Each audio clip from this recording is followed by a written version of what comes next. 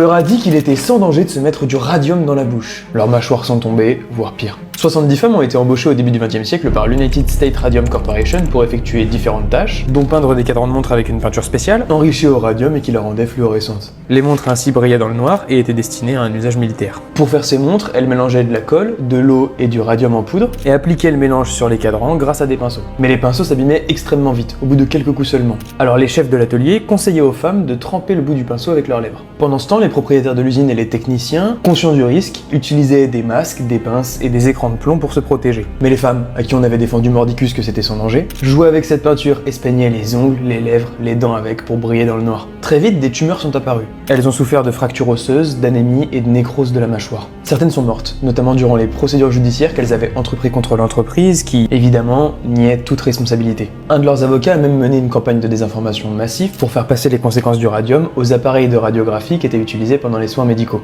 Pour dénigrer la réputation de ces femmes, on faisait aussi propager l'information que leurs symptômes étaient dus à la syphilis, une maladie sexuellement transmissible. Certaines ont touché une indemnisation, mais il faudra attendre qu'un riche industriel décède d'un produit au radium pour que des réglementations sur ce produit radioactif soient mises en place.